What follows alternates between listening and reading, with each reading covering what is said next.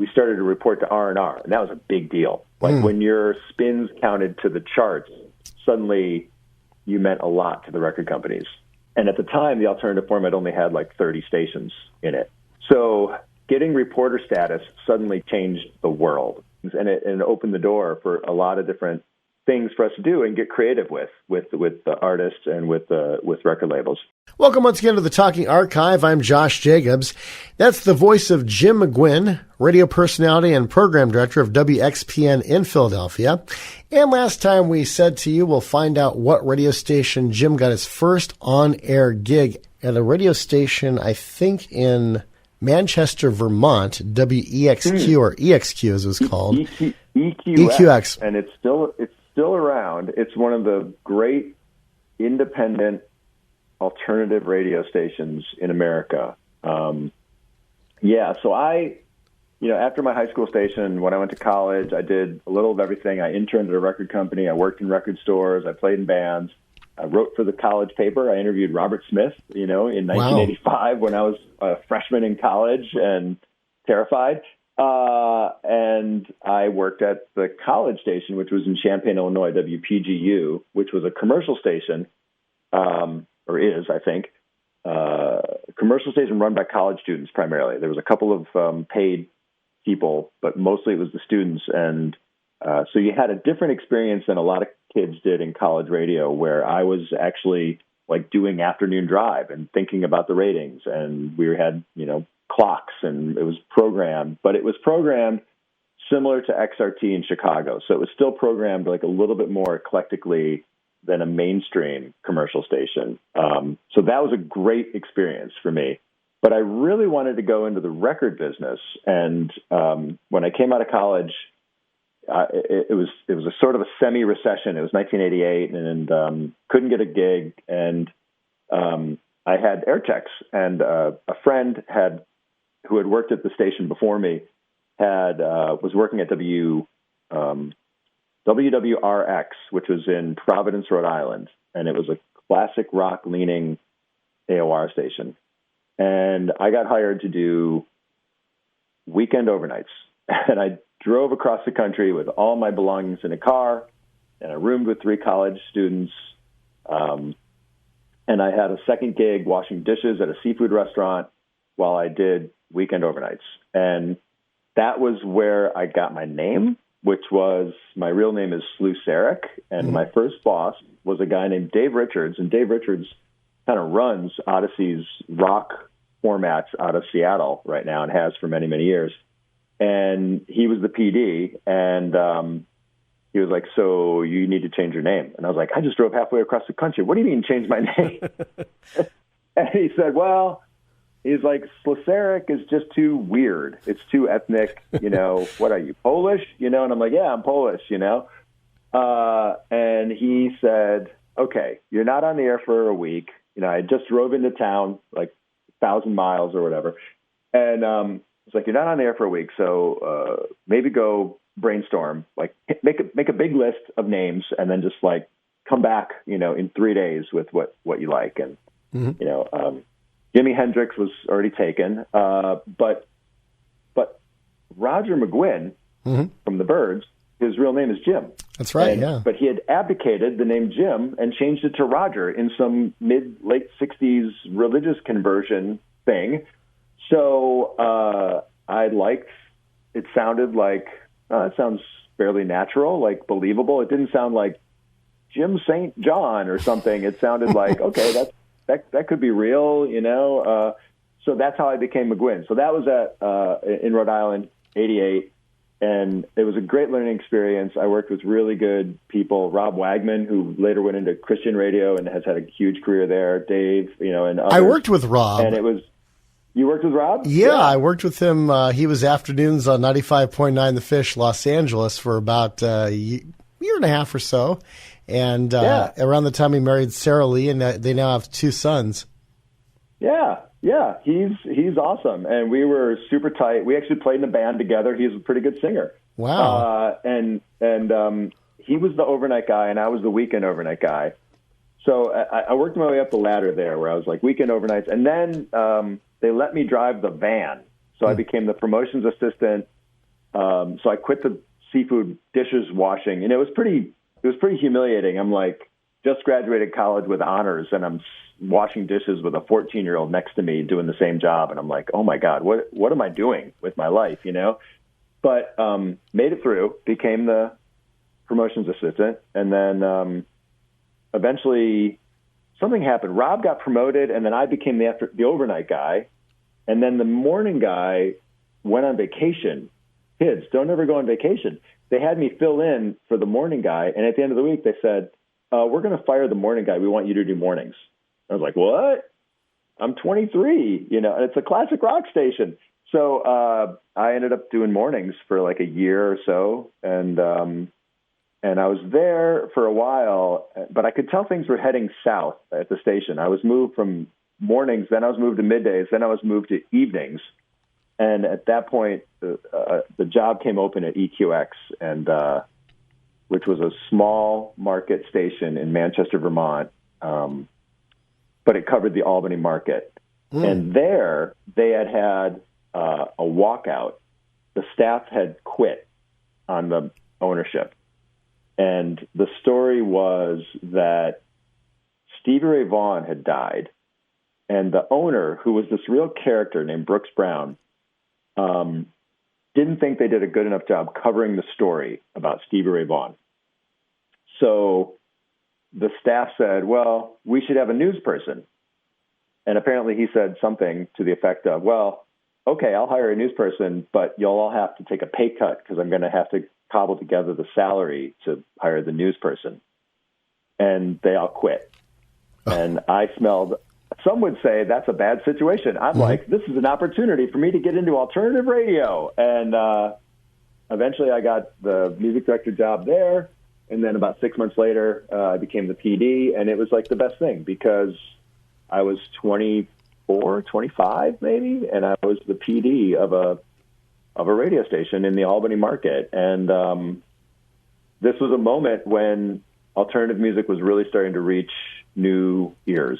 So it's 91, 92, you're talking Nirvana, Green Day, Pearl Jam, Soundgarden, all that music is happening. And that was about the time when we got, now it's so weird now, because 35 years later or 30 years later, we started to report to R&R, and that was a big deal. Like when your spins counted to the charts, suddenly you meant a lot to the record companies. And at the time, the alternative format only had like 30 stations in it. So getting reporter status suddenly changed the world. Suddenly record labels were like, we can give you a flyaway to see a band. You can do all these promotional things, and it opened the door for a lot of different things for us to do and get creative with the artists and with record labels. We also ended up being at EQX. We were, this is one of my favorite stories of my whole career. We were the first station to really play the Spin Doctors. Oh yeah. And I remember,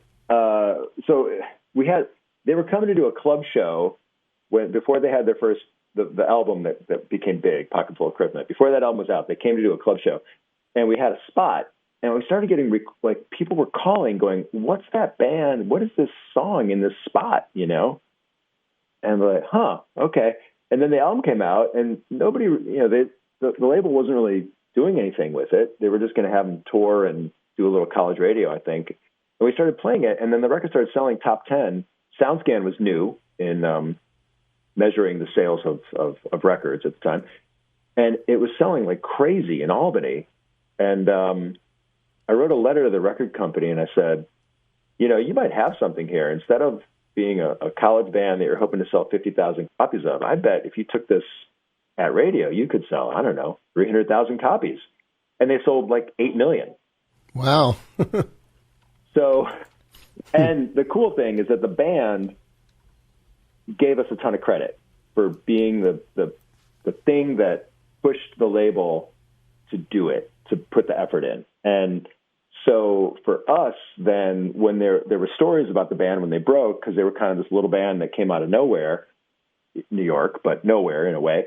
And suddenly, we were being quoted in Rolling Stone and in Spin and stuff like that. And I'm still like 25, 26 years old at this point, and it's just like wild. So that happened. That's like 92. And then alternative radio exploded.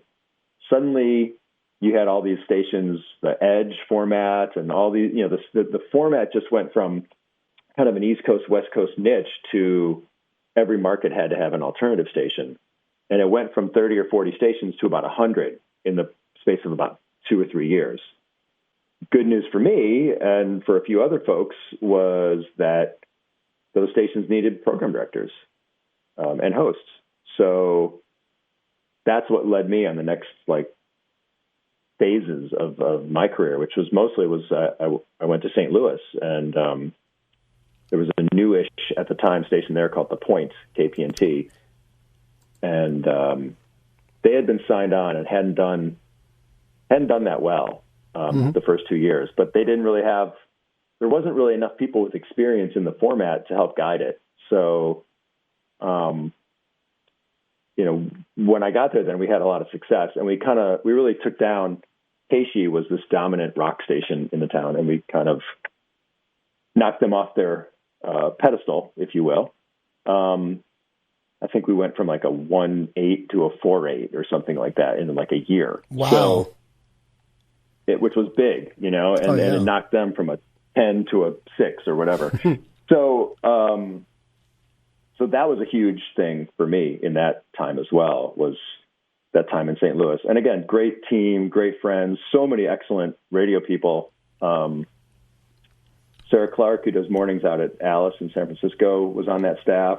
Mm-hmm. My friend Alex Luke, he replaced me when I left, and he ended up going to Q101, and then he ended up at Apple running iTunes, basically. Like Steve Jobs recruited him, and he's had a huge career, and just like some great legendary St. Louis hosts that were on that team. And it was a really good experience. Even though I was only there for like a year and a half, for me, it was the first time working and programming and hosting in a pretty big market. St. Louis at the time, I think it was market 20 or 22. So I loved St. Louis. I went there 2 summers in a row. In 2005, cool. My best friend and I were trying to see a ball game at every major league stadium in America. Oh, and awesome. We went to the old Busch Stadium, the one that was around from 1966 to 2005, in 2005. And we took the light rail there. We went to Grant's Farm. We went to Ted Drew's Frozen Custard. The Drews, yeah. Oh man, it was awesome. Emo's Pizza? Did you have the weird cheesy creamy pizza? I did, and then what was it called again? Yeah. Emo's. Emo's Pizza. Isn't that where weird. They cut it like in squares? I can't remember that, but the cheese was, I think so. But the cheese is like soft and it sticks to the roof of your mouth. I didn't get it. It didn't make any sense to me. I'll tell you the one of my favorite things that I remember about that is when I was moving to town. It was 94. I was moving to town, and the station was like, "Let's have a meet the new guy hang at this bar," right? And the bar was right kind of in the shadow of the Anheuser-Busch Budweiser plant.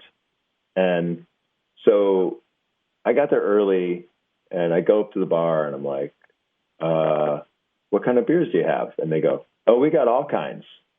And I'm like, "Oh, cool." And I named some like, I don't know, it was an import, or it was like Anchor Steam, or something like that. Or even at that point, Sam Adams or something. They're like, "Oh, no, we have all the AB kinds."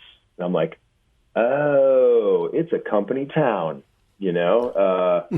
So yeah, the bar only sold Anheuser-Busch products. I'm like, wow, all right, welcome to St. Louis. Yeah, they even play the King of Beers jingle during the middle of the 8th inning at Busch Stadium to this day. And I remember a St. Louis Cardinals fan was singing the jingle tune, but he went, "I want my Miller, Budweiser sucks." Yeah, maybe he had a bad employment experience at the brewery or something. The funny thing about the stadium was that you had all these different fans. I mean, you had the old ladies who were fans. You had this guy named Jack the Staying Alive guy that if the Cardinals had 2 outs and either scored or got a hit, he'd start swinging his hips and yelling, "Staying alive, staying alive, staying alive." He was a really cool guy. I got to meet him, his wife afterwards. And we were wearing our Dodger blue, yet a lot of fans were like, "Hey, can we buy you a beer, or come over to my house next time you're in town for a barbecue or something?"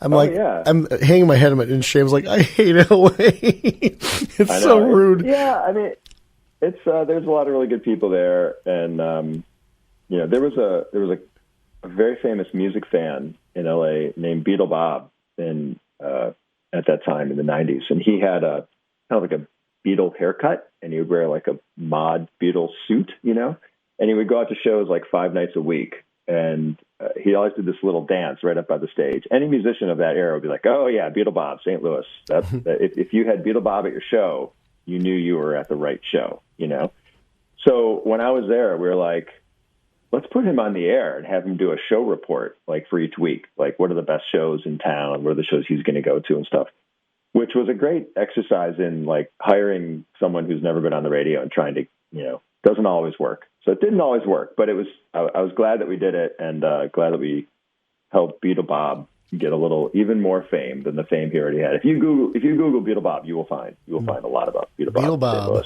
And Beetle Bob. And St. Louis, for me, that was also a big thing, because that was the beginning of the big like radio shows, happening at the alternative format. So we had these things called Point Fest, and this is so weird. Like the first one I did, They Might Be Giants headlined, and it was a huge success. So we had them come back every time. So They Might Be Giants became, the Beatles of St. Louis for like 3 years, which is kind of bonkers, because there's just such a quirky little odd little band. But there was some great, there was some great music. That was a great time. We are talking with WXPN Assistant Program Director Jim McGuinn, and next time we'll find out more stories about 105.7 The Point in St. Louis, as well as what radio station he broadcast from a little Victorian-style house that still broadcasts there from this day.